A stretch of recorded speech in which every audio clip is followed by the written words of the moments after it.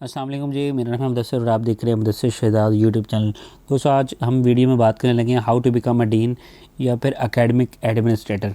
आप इस फील्ड में कैसे जा सकते हैं। आपने काफ़ी ज़्यादा कॉलेज यूनिवर्सिटीज़ में देखा होगा, जो डीन है वो काफ़ी ज़्यादा जो है ना हमारे पास इमर्जिंग जो हमारे पास कैरियर है वो, उसके वजह से हम डिटेल से बात करेंगे क्या काम करता है ये डीन या फिर एकेडमिक एडमिनिस्ट्रेटर। इसमें इस फील्ड में आप कितना अर्न कर सकते हैं, इसकी सैलरी रेंजेस पाकिस्तान में क्या है। इस फील्ड में जाने के लिए सबसे जो मेन चीज़ है ना वो है इसकी एजुकेशन। उसके वाले से मैं आपको बताऊंगा कि आपके पास एजुकेशन कौन कौन सी होनी चाहिए। वीडियो भी आगे बढ़ने से पहले वीडियो को लाइक करके चैनल को सब्सक्राइब कर लें। इस तरह की वीडियोज़ आपको मिलती रहती हैं। अब देख लेते हैं डीन का काम क्या है या फिर एकेडमिक एडमिनिस्ट्रेटर का क्या काम है। इसकी definition, the dean leads academic faculties या फिर इंस्टीट्यूशंस, या फिर वो एकेडमी की जो हमारे पास फैसिलिटीज़ या फैकल्टीज़ होंगी उसको रन कर रहा होगा या फिर इंस्टीट्यूशंस को रन कर रहा होगा। काम क्या कर रहा होगा, overseeing strategy, teaching quality and research.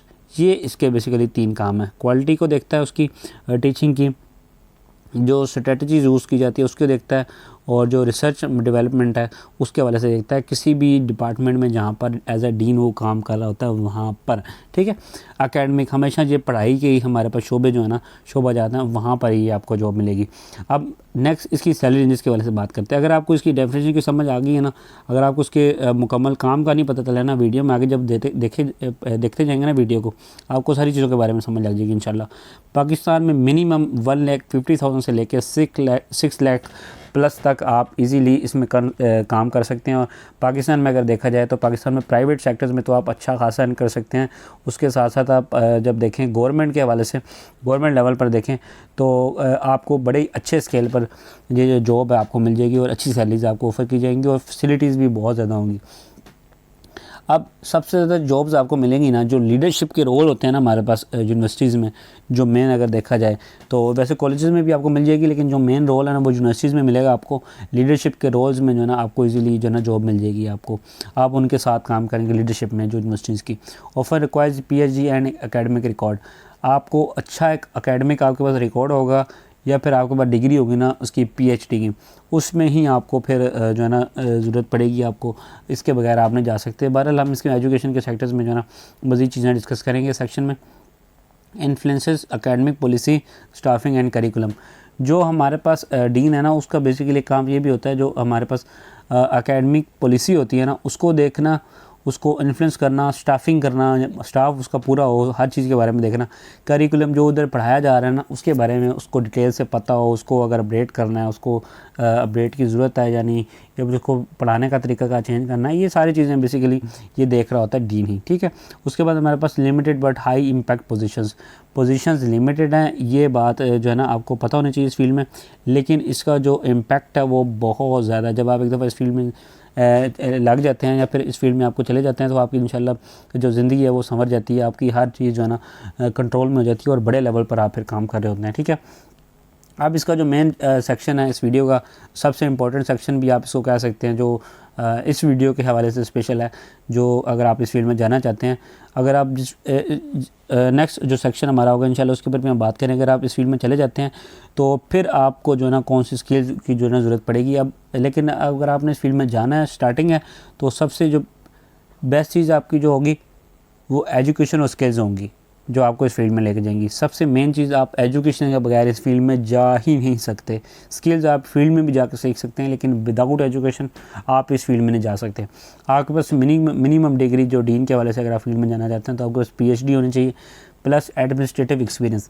Administrative experience आपका ज़रूरी नहीं डीन के हवाले से ही हो, ज़रा आपने इस फील्ड में जाना है। एडमिनिस्ट्रेटिव एक्सपीरियंस आपका होगा किसी छोटे से स्कूल में, कॉलेज में, किसी भी इदारे में, किसी NGO में, कहीं पर भी आपने एडमिनिस्ट्रेशन में, मतलब के जो उमूर होते हैं, जो हमारे पास लीडरशिप रोल्स होते हैं, उनमें अगर आपने किसी भी कंपनी में काम किया, लोगों को डील किया है, काम को डील किया, चीज़ों को डील किया, बड़े लेवल पर आपने एडमिनिस्ट्रेटिव आपके पास क्वालिटीज़ हैं, आपने चीज़ों को संभाला है, तो आपका वो एक्सपीरियंस PhD लेवल के साथ मिलकर आपको इस फील्ड में कामयाब कर सकते हैं। ठीक है, अब अगर आपके पास स्किल्स नहीं है तो आप इनके ऊपर काम कर सकते हैं, ये सीख भी सकते हैं, ये मुश्किल चीज़ नहीं है। वो कौन सी हैं? Policy design, leadership, HR management, budgeting.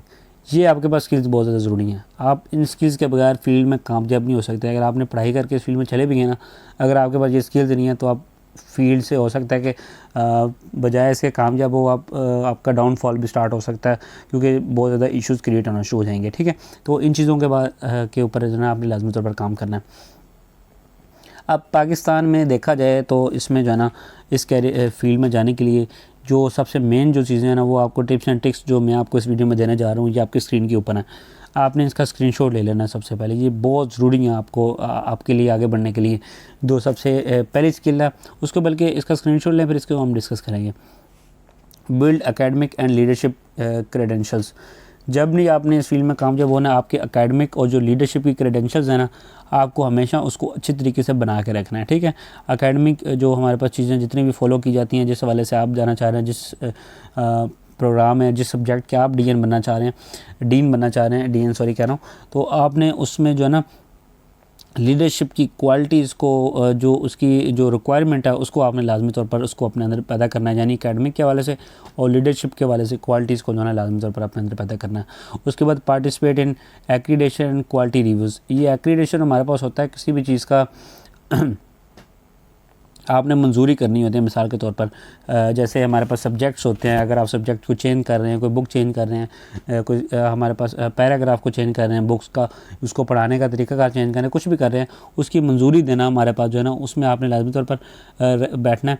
और उसके बाद जो क्वालिटी रिव्यूज़ होते हैं हमारे पास यूनिवर्सिटीज़ में, उसमें आपने लाजमी तौर पर शमूलियत इख्तियार करनी है, जहाँ पर चीज़ों को रिव्यू करके उसकी मंजूरी दी जाती है। कोई नई चीज़ के हवाले से नई कोई चीज़ लाना चाह रहे हैं या फिर किसी चीज़ की इंप्रूवमेंट के लिए आपने इन चीज़ों में लाजमी तौर पर पार्टिसिपेट होना है। ठीक है, पार्टिसिपेट करना है as a dean. Engage in national and global education forums. आपने एज अ डीन जब काम करना है ना, तो आपने एक चीज़ के ऊपर गौर करना है, इंगेज करना है आपने नेशनल और ग्लोबल जो एजुकेशन फोरम्स है ना, उनको आपने आपस में इंगेज करके उनके कोलैबोरेट करना है, उनको अच्छी तरीके से उनके साथ स्किल्स शेयर करनी है। एजुकेशन के सेक्टर की कई चीज़ें हैं जो कि आप शेयर कर सकते हैं, जो कि आपको बहुत ज़्यादा अपनी फील्ड में जो है ना फ़ायदा देंगी। ठीक है, आपका सर्कल भी बहुत बड़ा हो जाएगा। Mentor young faculty and researchers.